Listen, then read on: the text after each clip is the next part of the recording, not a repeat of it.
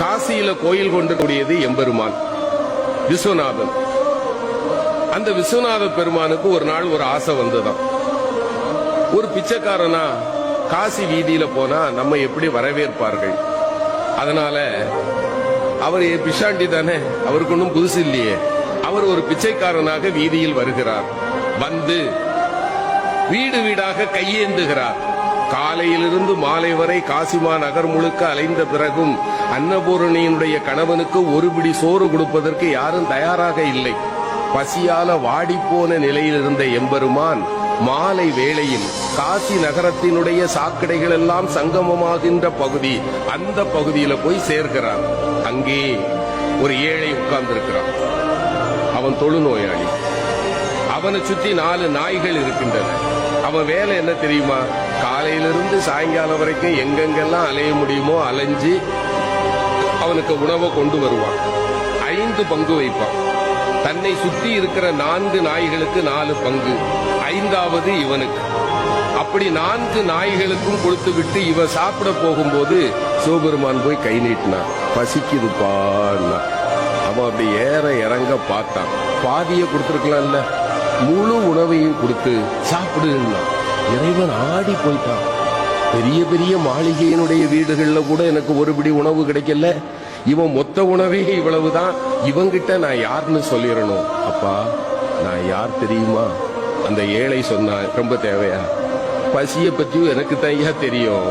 நானாவது காலையிலிருந்து தான் சாப்பிடல, உன்னை பார்த்தா 3 நாளா சாப்பிடாத அசாமி மாதிரி தெரியுது. சாப்பிடு, உன் கதையை சொல்லு. இல்ல நான் சொல்லுவேன். உனக்கும் போக்கிடம் கிடையாது. யார பார்த்து? சிவபெருமான பார்த்து. உனக்கும் போக்கிடம் கிடையாது, எனக்கும் போக்கிடம் கிடையாது. இங்கதானே இருக்க போறோம், சாப்பிட்டுக்கிட்டு சொல்லுப்பா. இல்லையா, நான் சொல்லியே ஆகணும். அந்த ஏழை சிரித்து கொண்டே சொன்ன, என்ன பெருசா சொல்லிட போற? நீ யார்? அவ்வளவுதானே. நான் சொல்லவா? நீ பரம்பொருள். இங்கு கோயில் கொண்டிருக்கக்கூடிய காசி விஸ்வநாதன் நீ. சரிதானப்பான்னா. இறைவன் ஆடி போயிட்டான்.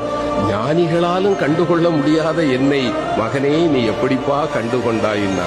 அந்த ஏழை சொன்னா, இந்த ஊர்ல யாருமே என்ன மனுஷனா பார்க்க மாட்டாங்க ஐயா.